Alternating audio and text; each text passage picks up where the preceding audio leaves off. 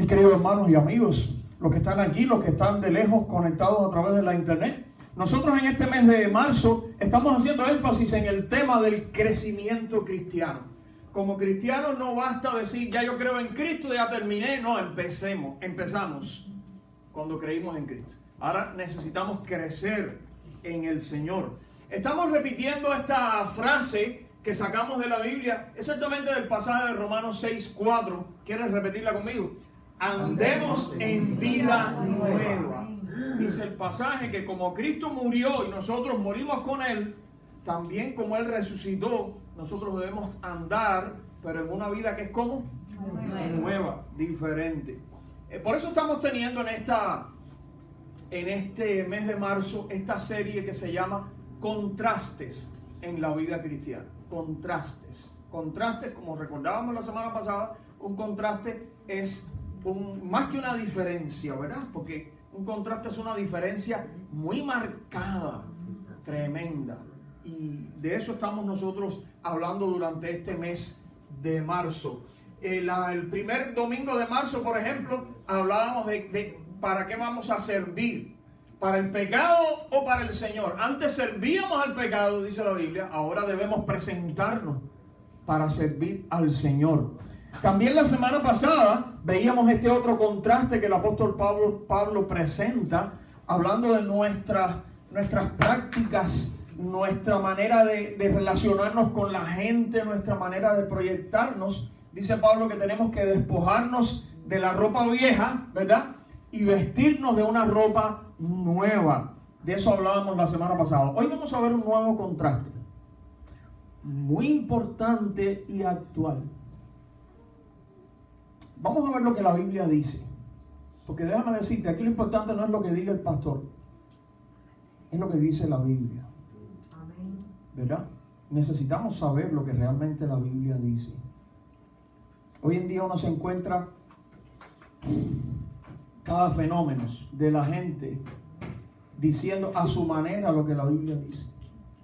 El otro día un presentador de televisión, un presentador conocido de una cadena nacional de televisión, le estaban diciendo porque los cristianos dicen que esto y esto, y él entonces dándole lecciones a los cristianos de lo que realmente dice Jesús y dice Dios. Por supuesto que él estaba equivocado, él no conoce la Biblia, pero en televisión nacional diciendo, porque lo que deberían los cristianos hacer lo que Jesús dice que es esto y esto, pero mostrando una ignorancia tremenda de lo que realmente dice Dios y dice la Biblia.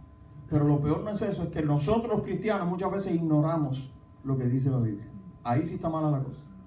Vamos a ver lo que dice la Biblia en este pasaje en el cual queremos meditar en el día de hoy. Dice: ¿no sabéis que los injustos no heredarán el reino de Dios?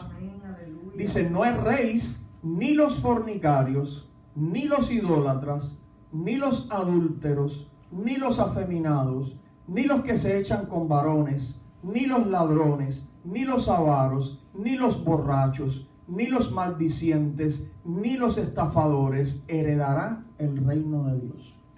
Amén. Vamos a orar. Ahora, Señor, te rogamos tú permitas que tu Espíritu Santo use tu palabra como una espada que penetre, Señor, hasta partir allí en nuestra alma, nuestro espíritu, y discierna hasta las intenciones de los corazones. Ayúdanos, Señor, para que por medio de tu espíritu tu palabra pueda ser aplicada, entendida primero y aplicada también cada uno de nosotros. Perdona, Señor, nuestros pecados, nuestras ofensas, como decía la canción, en el nombre de Jesús. Amén. El apóstol Pablo hace aquí una lista de algunos de los pecados más comunes en su época. Claro, tú dirás, pastor, en su época, en esta época también, en cualquier época. Pero él estaba pensando, él estaba ubicado allí en el primer siglo, ¿verdad? Eran pecados comunes. Y él aclara muy bien, allá al final dice que los que practican tales cosas no heredarán el reino de Dios. No heredarán el reino de Dios. De ahí se desprende, podemos decir entonces, que nosotros los que somos cristianos, ¿qué cosa? No debemos practicar esas cosas. No debemos practicar esas cosas. Cada domingo yo te he estado recomendando un pasaje de la Biblia largo al cual nosotros nos referimos aquí, pero yo te recomiendo que lo busques en tu casa y lo leas completo, con calma, con detenimiento, tomes nota, hagas marcas, porque eso te va a ayudar. El pasaje de hoy va a ser 1 Corintios capítulo 6. 1 Corintios capítulo 6. De allí tomamos el pasaje que ahora mismo leímos y vamos a estar mirando allí algunas cosas. La conclusión a la que estamos llegando es esa: los cristianos no debemos practicar esas cosas que se mencionan en la lista. Un lugar notorio en esa lista que leímos, te tienes que haber dado cuenta, lo ocupan los pecados sexuales. Hay otros más, pero un lugar notorio lo ocupan los pecados sexuales. Pablo profundiza el contraste cuando escribe esos versículos, diciendo que antes algunos de los cristianos corintios, algunos de ellos vivían de ese modo. Eso quiere decir que antes algunos de ellos eran fornicarios o idólatras o adúlteros, o eran homosexuales en cualquiera de sus variantes, o ladrones, o avaros, o borrachos, o maldicientes, o estafadores, antes. Recuerda, está hablando a los cristianos de la iglesia y le está diciendo, antes ustedes eran de estas cosas. Pero, mire lo que dice, y esto erais algunos, más quiere decir pero. Mas ya habéis sido lavados, ya habéis sido santificados, ya habéis sido justificados en el nombre del Señor Jesús y por el Espíritu de nuestro Dios. Gracias a la obra salvadora de Cristo y a la acción del Espíritu Santo, aquellos cristianos a los que Pablo les escribía ahora eran lavados, ahora eran santificados, ahora eran justificados. O sea, consagrados, hechos santos, declarados no culpables. Qué contraste, ¿verdad? Antes eran una cosa, ahora eran otra. Pero había un problema. Estos cristianos a los que Pablo le está escribiendo esta carta eran corintios. Estos cristianos en su mayoría eran no judíos. Su trasfondo, vamos a decir, su herencia, no era la cultura judía, la Biblia hebrea, ¿verdad? La religión judía, no, era la cultura griega, la cultura helénica, como se le llama, en la cual esos pecados que mencionamos en la lista eran una cosa común. Vamos a decir, eran para la cultura griega, eran hasta cierto punto normal. Incluso en el caso de la inmoralidad sexual, para los griegos era algo muy común y hasta bien vista socialmente en algunos casos. Para remachar el clavo, ¿dónde vivían estos cristianos a los que Pablo le está escribiendo? Vivían en la ciudad de Corinto. La ciudad de Corinto era una ciudad populosa y de mucho tráfico comercial. Tenía un puerto cerca y unos pocos kilómetros tenía otro puerto, el puerto de Cencrea, también cerca, porque Corinto está en un istmo, ahí en Grecia, entre el Peloponeso, la parte de abajo y la parte de arriba de Grecia. Hay un istmo, un pedacito de tierra muy estrechito que separa esas dos partes, y en ese pedacito de tierra está la ciudad de Corinto. Tenía un puerto a un lado y otro puerto al otro lado. Probablemente en aquella época era la ciudad más rica y corrupta de su época. Era famosa en la antigüedad por sus costumbres en extremo licenciosas en cuanto al tema de las relaciones sexuales.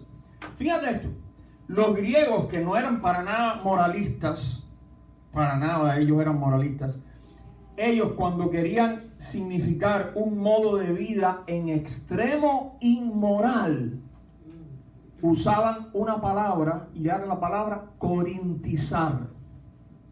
Esta persona ahora se ha metido a corintizar. Querían decir, está viviendo, pero de una forma horrible en el sentido de la inmoralidad sexual. ¿De dónde sacaron la palabra? De la ciudad de Corinto. Porque corintizar era vivir como vivían los corintios. Imagínate entonces cómo era. Y la expresión muchacha corintia significaba prostituta. Precisamente allí en Corinto había estado en la antigüedad un gran templo dedicado a la diosa Afrodita. Tú dirás, pero eran religiosos. Sí, pero ¿cómo era la adoración a Afrodita? En ese templo cerca de 1000 prostitutas sagradas se dedicaban al aspecto erótico de la adoración de esa diosa. Probablemente ya en la época de Pablo ese templo ya no existía porque era mucho más antiguo que Pablo. Pero la adoración y esos rituales para adorar a Afrodita continuaban en la ciudad. Para complicar la cosa, según la filosofía griega, el cuerpo era algo secundario. Lo que importaba realmente era el alma. ¿Entiendes? El cuerpo. No había que preocuparse mucho. En ese lugar tan difícil de la ciudad de Corinto, el apóstol Pablo había estado predicando el evangelio de Jesucristo durante 1 año y medio.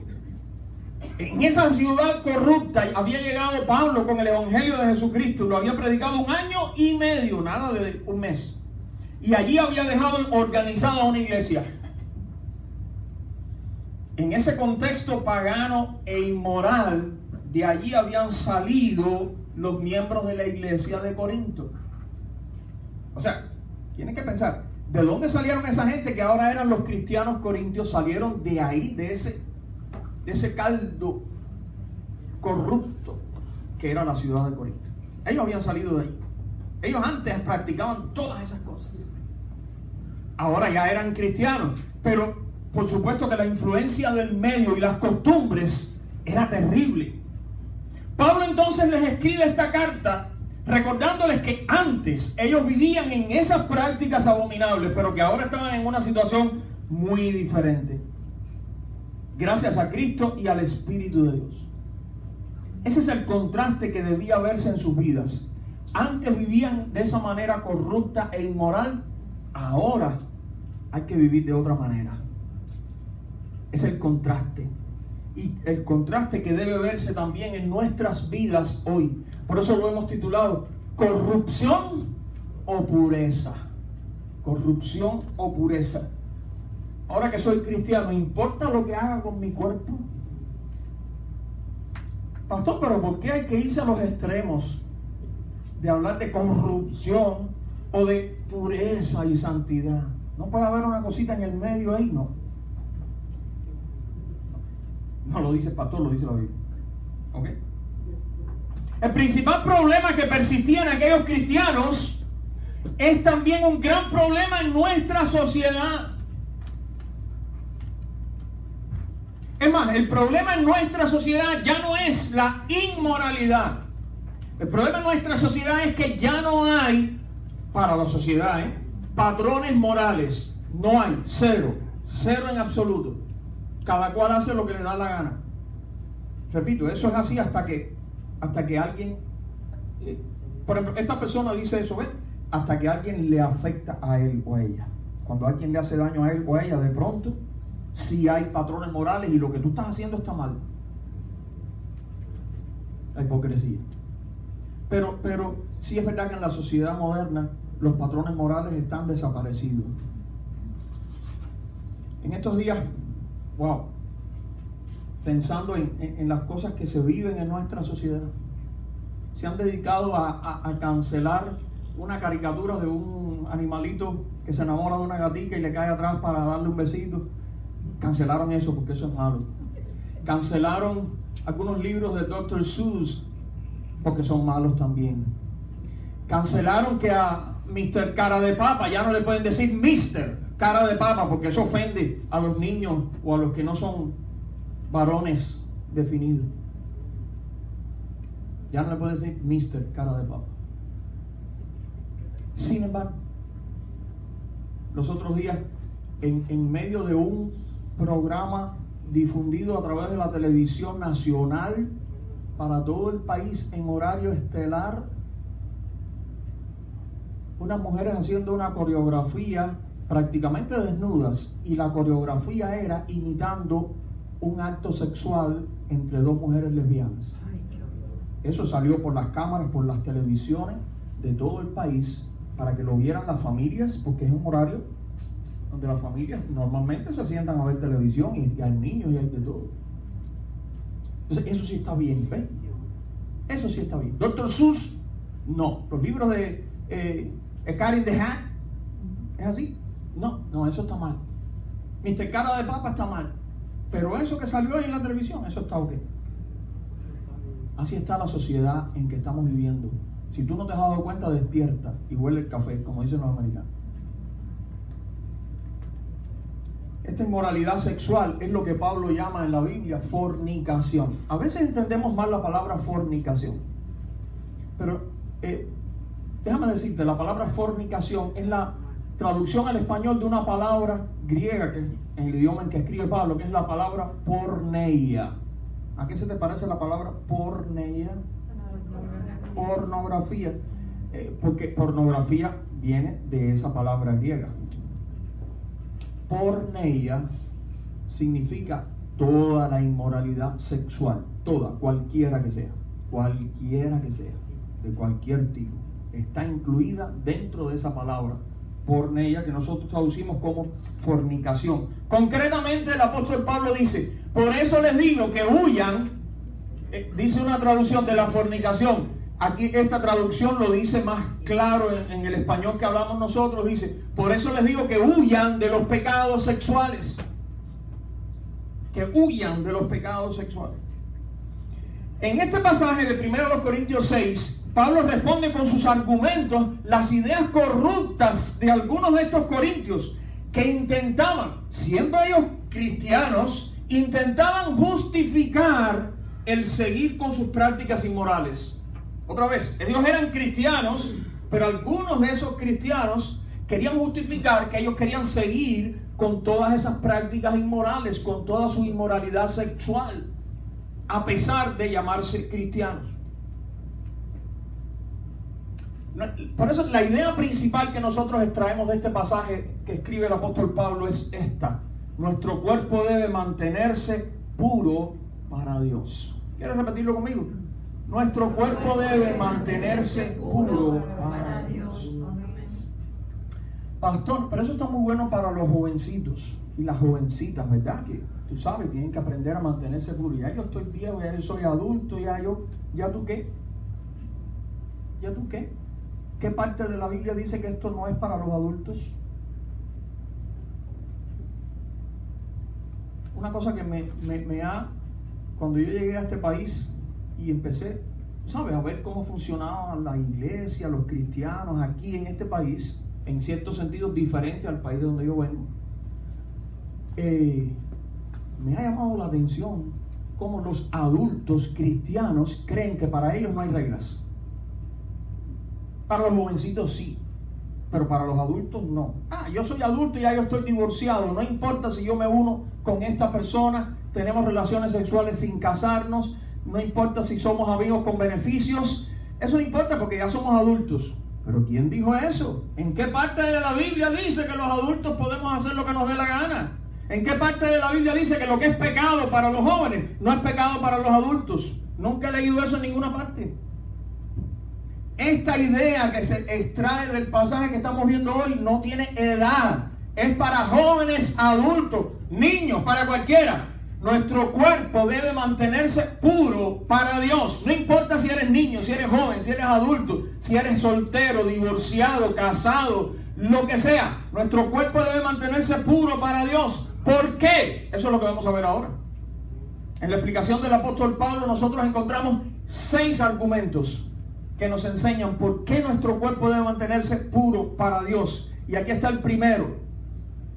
Aunque fuera legal la fornicación, no nos conviene. Como cristianos, la fornicación, o sea, la inmoralidad sexual, no nos conviene, aunque sea legal.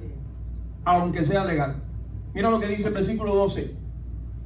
Todas las cosas me son lícitas, mas no todas convienen. Todas las cosas me son lícitas, mas yo no me dejaré dominar de ninguna.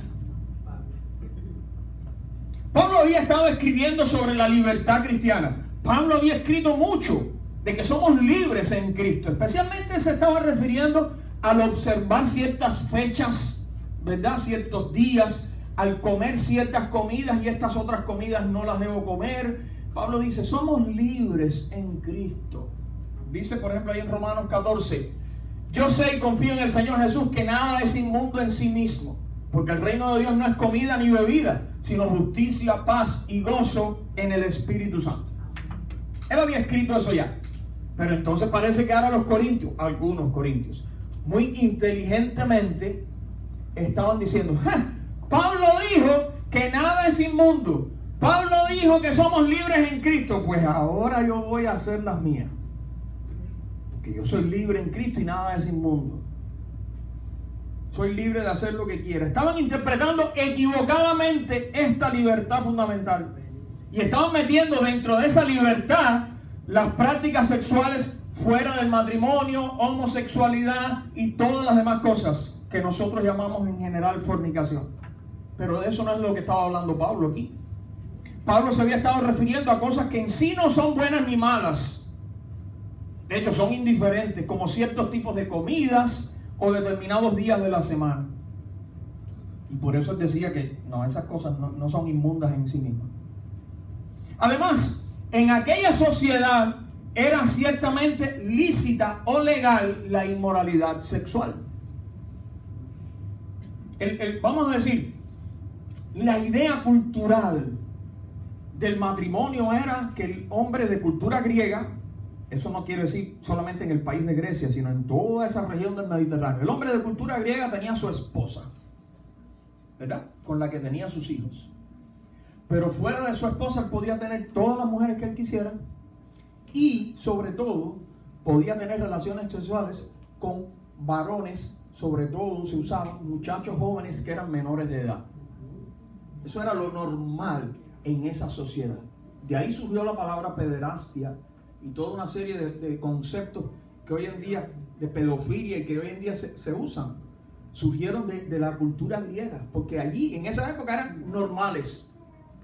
Y Pablo está entonces aclarando que los cristianos debemos apartarnos del pecado sexual, aunque sea aceptable y popular en nuestra cultura.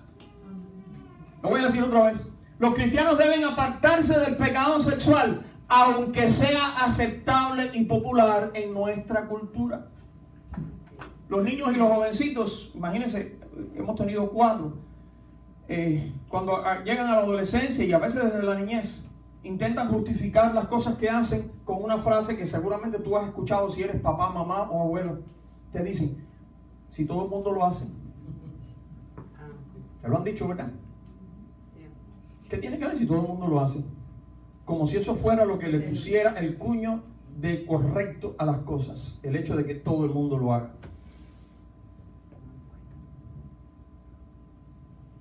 ¿Verdad? En la época de los esclavos, todo el mundo, tú sabes, relativamente, tenía esclavos, todo el mundo ponía a los esclavos a trabajar para ellos, y eso era correcto. No era correcto, aunque todo el mundo lo hiciera. En la época de la Alemania nazi, era todo el mundo allí veía, tú sabes, que los judíos eran como gente de tercera o cuarta clase, y veían como normal que se les maltratara, que se les dejara sin nada y que se les metiera en campos de concentración. Todo el mundo lo hacía. Todo el mundo se burlaba de los judíos cuando los veía. Eso era lo normal en aquella sociedad, pero ¿era correcto? No. Entonces, no tiene que ver si todo el mundo lo hace o no. Por eso repito, los cristianos deben apartarse del pecado sexual, aunque sea aceptable y popular en nuestra cultura. Los cristianos, fíjense que yo estoy hablando de los cristianos, ¿ok? Para nada aquí yo estoy diciendo estas cosas para condenar al mundo en el que vivimos. Yo no tengo que condenar al mundo en el que vivimos, Dios se encargará de hacerlo. Pero yo sí tengo que hablar esto para los cristianos, porque esa es mi función aquí. Explicar lo que la Biblia nos dice a nosotros. Si tú eres hijo de Dios y yo también, esto es para nosotros. Los cristianos no deben simplemente considerar lo que es legal hacer, sino lo que es apropiado hacer, teniendo en cuenta nuestra profesión de fe, nuestro carácter, nuestras relaciones y nuestras esperanzas. Como dice Pablo, aunque sea legal o permitido, no me conviene. Quiere decir, no me trae provecho a mi vida, no es para mi bien. Y en la otra frase Pablo usa un juego de palabras cuando dice, todas mis cosas me son lícitas, mas yo no me dejaré dominar de ninguna. Eso quiere decir, tengo el poder de hacer todas las cosas, pero yo no me dejaré poner bajo el poder o autoridad de ninguna cosa. que me domine a mí. Dice el versículo 12 ahí en 1 Corintios 6. Tal vez sea cierto, esto es otra traducción. Tal vez sea cierto lo que dicen. Soy libre de hacer lo que quiera, pero no todo conviene. Aun si puedo hacer lo que quiera, no debo permitir que nada me domine. No debo permitir que nada me domine. Mi hermano, Cristo nos ha hecho libres, pero no para ponernos luego a nosotros mismos bajo el poder o dominación de algún apetito carnal. No es para eso que somos libres. La inmoralidad sexual es una tentación que siempre está delante de nosotros. Como decía hace un rato, no importa la edad que tengas. En las películas y en la televisión, el sexo es tratado, el sexo fuera del matrimonio es tratado como algo normal, hasta deseable, que forma parte de la vida. Y sin embargo, el matrimonio lo presentan con frecuencia como algo aburrido y triste. Incluso podemos ser mal vistos por otros si aparentamos pureza. Pero Dios no pasa por alto o prohíbe el pecado sexual porque Dios sea duro con nosotros y quiera prohibirnos las cosas buenas de la vida. Dios sabe que el pecado sexual tiene poder para destruirnos física y espiritualmente. ¿Puede decir otra vez esa frase? Dios sabe que el pecado sexual tiene el poder para destruirnos física y espiritualmente. Nadie debería menospreciar el poder que tiene el pecado sexual. Tiene el poder de dominar nuestro ser. No te pongas bajo su autoridad o su dominio. El segundo argumento: el cuerpo no es para la fornicación, sino para el Señor. Dice el apóstol Pablo. También dicen, porque él estaba como en la carta como debatiendo con la gente. También dicen, la comida es para el estómago y el estómago para la comida. Estoy de acuerdo, y Dios destruirá las dos cosas. Pero el cuerpo no es para cometer pecados sexuales, sino para el Señor, y el Señor es para el cuerpo. Parece que esto era como un refrán popular que la gente estaban repitiendo para justificar la libre satisfacción de los deseos físicos. Vuelven a relacionar la actitud ante la comida con la actitud ante las relaciones sexuales. La idea que ellos estaban tratando de usar era esta: la satisfacción o gratificación sexual es tan necesaria y, vamos a decir, neutra o indiferente como el comer. Hoy en día alguien lo diría de esta manera. Esto no es lo que digo yo, ni esto es lo que dice la Biblia. Esto es lo que algunas personas lo dirían con palabras más actuales, ¿no? El sexo es simplemente una función natural. Y si se practica entre adultos, sin coacción, libremente, con el mutuo consentimiento de los interesados y sin daño a terceras personas, pertenece al ámbito de lo privado, donde nadie tiene el derecho a meterse y menos a moralizar. Y no está escrito ahí, pero diríamos, y a juzgar. Eso está mal. Eso no es así. ¿Sabe quién tiene el derecho? Dios tiene el derecho. Y ya lo hizo. Y está aquí. Hay personas que dicen, a mí el único que me puede juzgar es Dios. ¿Y no te asusta eso? Porque Dios es santo. Yo no soy santo, pero Dios es santo. Es más, Dios es santo, santo, santo. Y en la presencia de Dios no cabe el pecado de ninguna clase. Por tanto, sí, Dios es el que nos puede juzgar, a correr y escondernos debajo de la mesa. ¿Por qué? Porque somos pecadores. Por tanto, esa actitud de justificar las relaciones sexuales, siempre que sea entre adultos, con libre consentimiento, eso es un mito, eso es un cuento, eso es una justificación que tratan de dar. Lo lamentable es cómo incluso algunos cristianos hoy intentan justificar sus acciones diciendo que ellos tienen necesidades físicas. Eso es una versión actualizada del pretexto que ponían allí en la carta a los Corintios. La sociedad griega argumentaba que al igual que el estómago existía para digerir la comida, los órganos sexuales estaban destinados a las experiencias sexuales. Y de la misma manera que cuando uno tiene hambre come, ellos pensaban que igual yo tengo que gratificar el deseo sexual, complacer el deseo sexual cuando el deseo sexual aparece. Por eso Pablo tenía que insistir en esto. y corregir esa falsa concepción de que el deseo sexual había que satisfacerlo con la misma facilidad que el hambre física.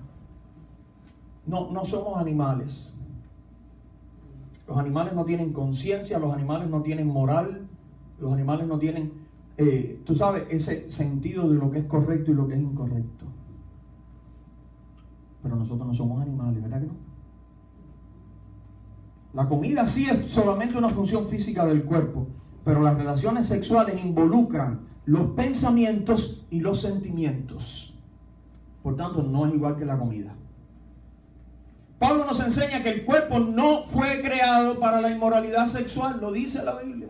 Ahí en 1 Corintios 6, no, el pecado no fue creado para la inmoralidad sexual.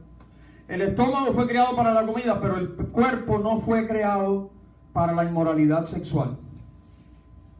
Los órganos sexuales no fueron creados por Dios para que diéramos rienda suelta a nuestros impulsos, donde, cuándo, cómo y con quién deseáramos.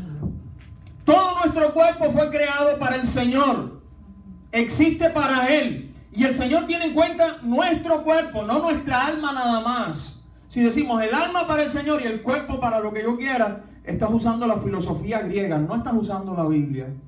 Eso no es una cosmovisión bíblica, como hemos hablado nosotros.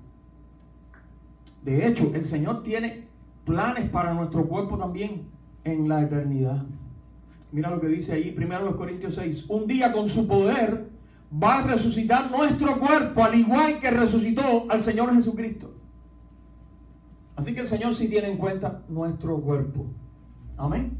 El tercer argumento, nuestros cuerpos, si somos cristianos, nuestros cuerpos son miembros del cuerpo de Cristo. Mira lo que dice el apóstol Pablo en el mismo capítulo. ¿No se dan cuenta de que sus cuerpos en realidad son miembros de Cristo? ¿Acaso un hombre debería tomar su cuerpo, que es parte de Cristo, y unirlo a una prostituta? Jamás. Nosotros sabemos que como cristianos somos parte de la iglesia, ¿verdad? Que es el cuerpo de Cristo aquí en la tierra. Pero eso implica que no solo nuestra alma, sino también nuestro cuerpo es parte del cuerpo de Cristo, porque tú no te puedes dividir en dos, tu cuerpo para un lado y tu alma para otro, ¿verdad que no puedes? Por tanto, todo tu ser, alma y cuerpo, son parte del cuerpo de Cristo. ¿Arrancaremos una de esas partes del cuerpo de Cristo para unirlo en una relación sexual inmoral con otra persona? No debe ser. ¿Recuerda lo que dijo el Señor Jesucristo?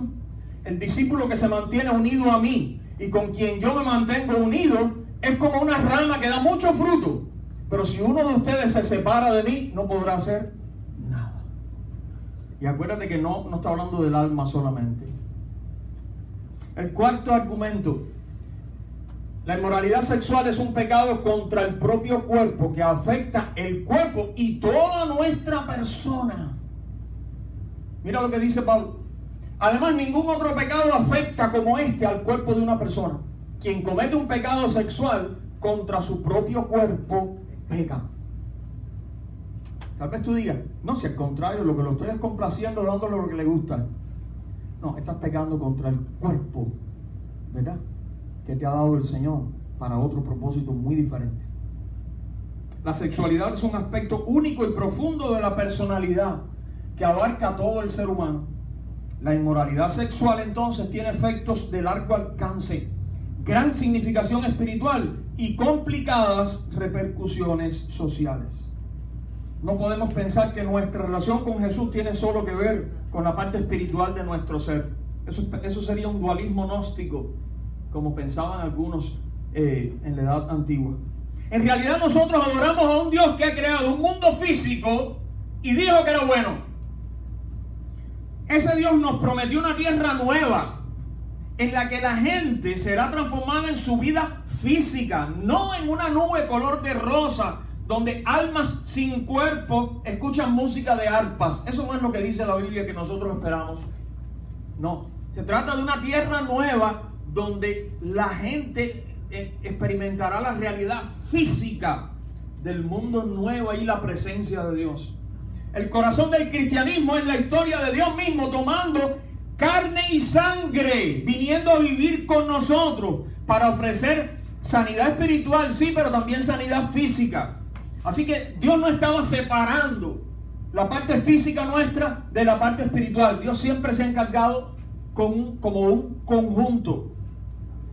Como humanos, igual que Adán, somos una combinación de polvo y espíritu. Así como nuestras vidas espirituales afectan nuestros cuerpos, de igual manera nuestras vidas físicas afectan nuestras almas. No podemos cometer pecado con nuestros cuerpos sin dañar nuestras almas, porque nuestros cuerpos y almas están unidos inseparablemente. El quinto argumento que presenta el apóstol Pablo ahí en 1 Corintios 6, nuestro cuerpo es el templo ¿de quién? Del Espíritu Santo. ¿Cómo dice el pasaje? ¿No se dan cuenta de que su cuerpo es el templo del Espíritu Santo, quien vive en ustedes y les fue dado por Dios? Por supuesto que esto es para los cristianos, ¿ok? Para los que son de Cristo. El templo o santuario es la morada o habitación de Dios, un lugar totalmente consagrado para Él, para honrarle y adorarle a Él. Ya el apóstol Pablo había dicho en el capítulo 3 que toda la iglesia en conjunto, toda la iglesia, todo el grupo de los cristianos, somos el templo de Dios. Allí en el capítulo 3 lo había dicho. Pero él también estaba diciendo que nuestros cuerpos no fueron hechos solamente para servir a Dios, como ya vimos. El primer domingo estuvimos hablando de esto. Dice Pablo a los romanos: no entreguen su cuerpo al pecado como instrumento para hacer lo malo. Al contrario, entréguense a Dios como personas que han muerto y han vuelto a vivir. Y entréguenle su cuerpo como instrumento para hacer lo que es justo ante Él. O sea, nuestro cuerpo tiene que servir como un instrumento para servir a Dios. Pero también, Él está diciendo aquí a los corintios que nuestro cuerpo tiene que ser el templo de Dios, el santuario donde Dios habita, la morada. Este cuerpo, la morada donde Dios habita. Lamentablemente, otras instituciones, vamos a decir cristianas, le han metido a la gente en la cabeza que los edificios donde las iglesias se reúnen son el templo de Dios. Y eso no es verdad en esta época. En la época del Nuevo Testamento no es así. En el Antiguo Testamento era así, pero en el Nuevo Testamento el templo de Dios es la iglesia. La iglesia no es el edificio, la gente. La gente, aunque se nos reunamos a la orilla de la playa, allí somos el templo de Dios. Aunque nos reunamos debajo de un puente, allí somos el templo de Dios. Aunque nos reunamos en mi casa, en tu casa, allí somos el templo de Dios. Pero además de eso, cada uno de nosotros es el templo de Dios y Dios mora o habita allí. Es un deber del cristiano hacia Cristo mantener su cuerpo puro como santuario del Espíritu de Dios. Aunque este edificio no es el templo de Dios, es el edificio que usamos para reunirnos y todas las cosas que hacemos, no nos gustaría que un domingo entráramos aquí, ¿verdad? Y nos encontráramos aquí de pronto, cuando abríamos la puerta, aquí unos animales, tú sabes, campeando aquí con esto todo sucio, como si fuera un corral de animales. No nos gustaría. ¿Y qué pasa con nuestro cuerpo? Que sí es templo de Dios. ¿Qué vamos a hacer con él? Tenemos que mantenerlo puro. No debe ser profanado, uniéndolo íntimamente con alguien que no sea nuestra esposa o el esposo, con alguien que no pertenezca a Cristo. Dice Pablo en el mismo capítulo: no se asocien íntimamente con los que son incrédulos.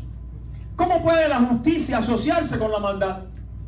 ¿Cómo puede la luz vivir con las tinieblas? ¿Qué armonía puede haber entre Cristo y el diablo? ¿Cómo puede un creyente asociarse con un incrédulo? ¿Y qué clase de unión puede haber entre el templo de Dios y los ídolos? Sigue diciendo: pues nosotros somos el templo del Dios viviente. Como dijo Dios: viviré en ellos y caminaré entre ellos. Yo seré su Dios y ellos serán mi pueblo. Por lo tanto, salgan de entre los incrédulos y apártense de ellos, dice el Señor. No toquen sus cosas inmundas y yo los recibiré a ustedes y yo seré su padre y ustedes serán mis hijos e hijas, dice el Señor Todopoderoso. Sí, mi hermano, el pecado sexual es una profanación sacrílega del templo de Dios para usos impíos. Como nuestro cuerpo, como cristianos, es el templo de Dios, si lo usamos para el pecado sexual, es como tomar el santuario de Dios y usarlo para usos impíos. ¿Se acuerdan ustedes la historia que aparece en el libro de Daniel? Yo no la voy a contar ahora ni leerla. La historia del rey Belsasar. Ahí en Daniel capítulo 5, léela después. Una historia súper interesante, Daniel capítulo 5. Pero lo principal de la historia es que este rey, en su fiesta y su borrachera, mandó buscar las vasijas de oro, las copas de oro y todas estas cosas de oro que ellos se habían, bueno, sus antepasados, se habían robado del templo de Dios en Jerusalén. Las tenían guardadas en el tesoro y mandó que los buscaran para entonces con esas copas de oro del templo seguir emborrachándose y seguir haciendo todas las cosas que estaban haciendo allí. Esa noche vino la destrucción de Babilonia por orden de Dios, y esa noche vino la destrucción de Belsasar.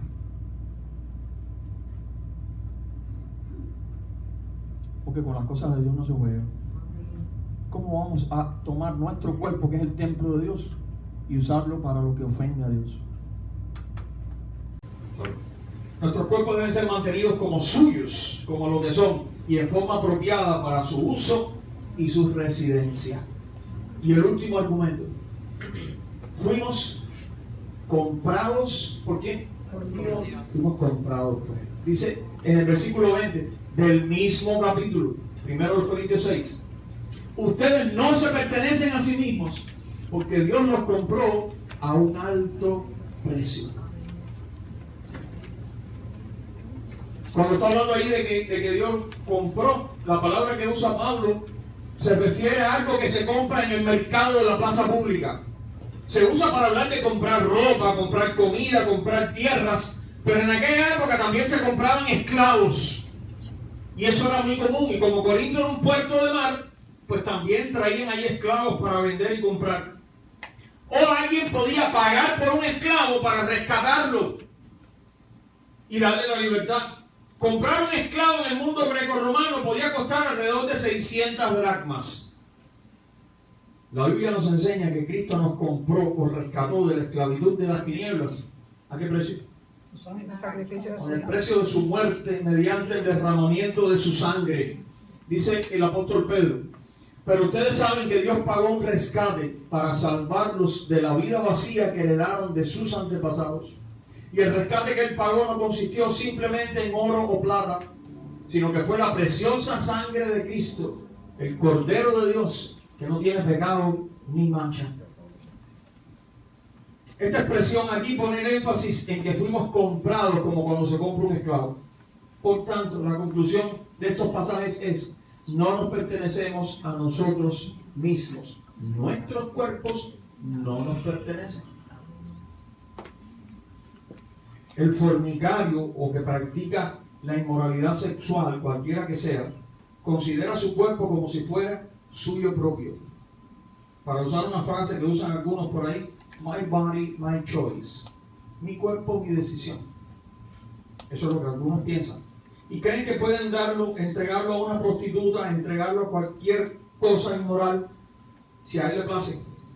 Pero el cristiano entiende que no tenemos ningún derecho a enajenar nuestro cuerpo, porque nuestro cuerpo es del Señor. Amén.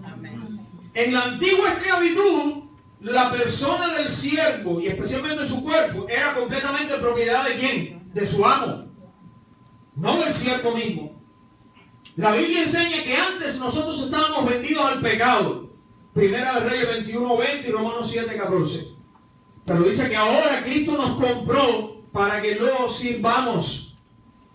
Dice en la carta de los Romanos: ¿no se dan cuenta que uno se convierte en esclavo de todo lo que decide obedecer? Quiero hacer un paréntesis aquí, porque yo el otro día estaba meditando en este pasaje y de pronto lo entendí tan clarito como nunca lo había entendido.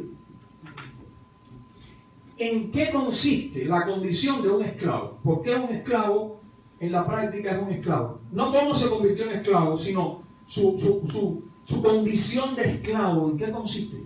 En que obedecer. ¿Cómo es? Tiene que obedecer. Tiene que obedecer lo que le diga el amo. Por eso es esclavo. Porque si no tuviera que obedecer, no fuera esclavo. Fuera una persona que estuviera viviendo allí, tú sabes lo que fuera. Es esclavo porque lo que le diga el amo, él obedece.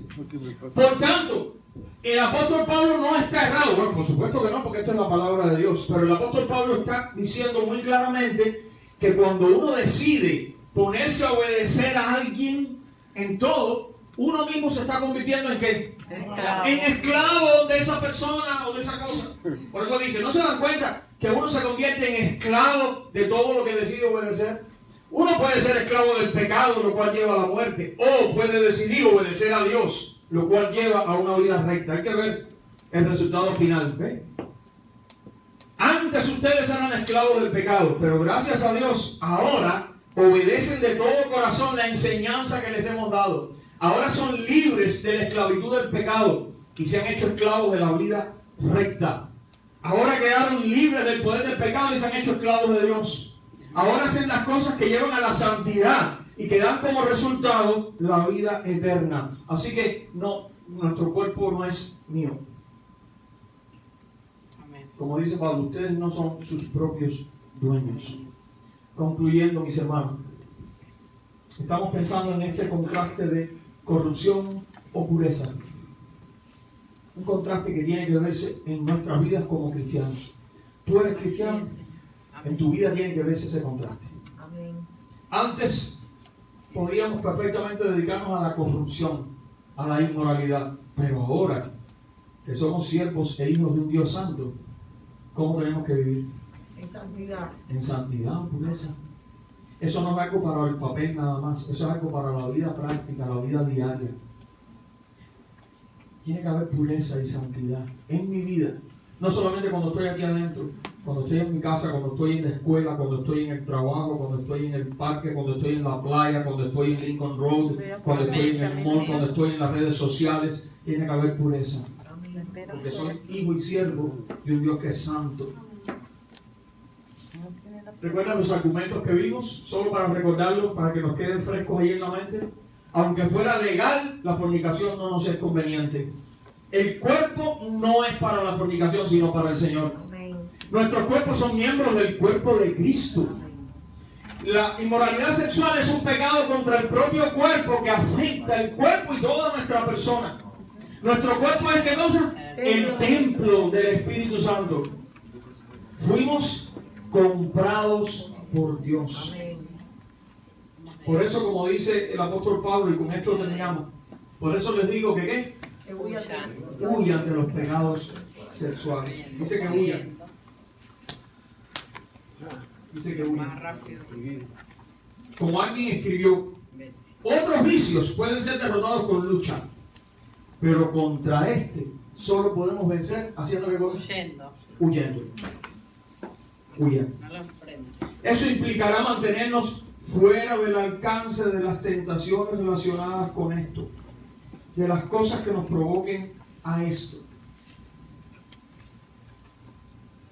El día pasado, un joven que asistía a una iglesia en Atlanta,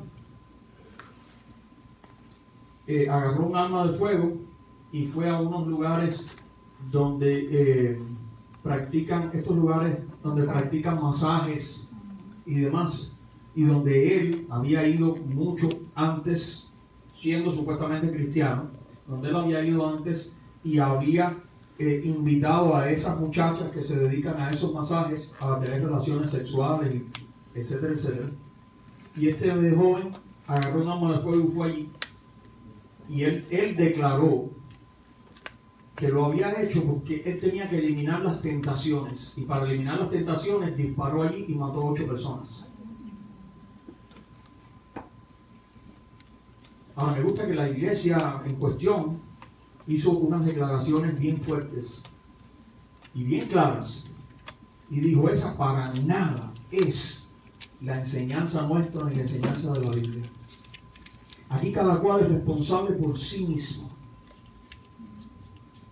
Y si tú has pecado con otras personas, no le eches la culpa a las otras personas. La culpa está en ti. Y es de ti de donde hay que arrancar lo que está mal. Y no se arranca, por supuesto, con una pistola. Pero no luches con el pecado de las otras personas, lucha con el pecado que hay en ti. El Señor Jesucristo fue bien radical cuando habló de este tema. La gente dice, no, pero Jesucristo no habló de estas cosas. Que no habló de estas cosas. Mira lo que dijo. Han oído el mandamiento que dice, no cometas adulterio, pero yo digo que el que mira con pasión sexual a una mujer, ya ha cometido adulterio con ella en el corazón. ¿Quién dijo estas palabras? Jesucristo lo dijo. Está ahí en el libro de Mateo, en capítulo 100. Un día estábamos aquí con unas personas que querían ser miembros de nuestra iglesia. Ya venían de otras iglesias, ya venían bautizados y miembros de otras iglesias, pero ahora vivían en el área y querían ser miembros de nuestra iglesia. Y estábamos aquí en la clase de membresía que hacemos siempre en esos casos. Y parte de la clase, una persona, un hombre, nos dice, hablando de la historia de las iglesias donde habían estado antes, y nos dice, imagínate que el pastor allá decía que yo no podía mirar a otras mujeres, él con la esposa al lado, decía que yo no podía mirar a otras mujeres. ¿Vamos con él? Y decía, ¿este hombre habrá entendido algo alguna vez? No lee la Biblia, ¿qué le pasa? Mira lo que dijo Jesucristo, lo voy a decir otra vez.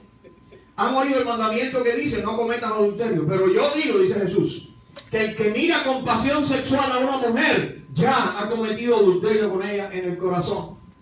Y esto se pone cada vez más fuerte. Dice, por lo tanto, si tu ojo, incluso tu ojo bueno, dice, te hace caer en pasiones sexuales, sácatelo y tíralo. El Señor Jesucristo no dijo que agarraras entonces un arma de fuego y le dispararas a esa persona que te está tentando. No. Dice que es preferible que tú te arranques el ojo y lo tires a la basura. Es preferible, dice, que pierdas una parte de tu cuerpo y no que todo tu cuerpo sea arrojado en el infierno.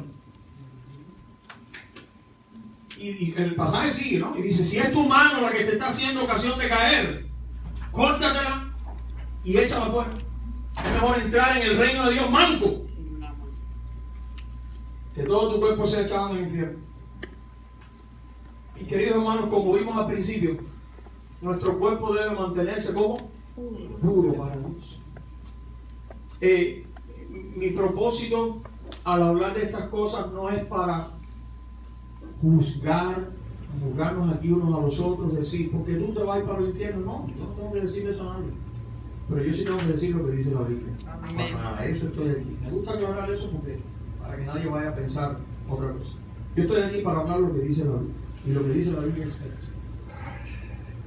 Y el apóstol Pablo concluye al final del pasaje y dice, dediquemos íntegramente el cuerpo y el espíritu a glorificar a Dios, porque a Él pertenece.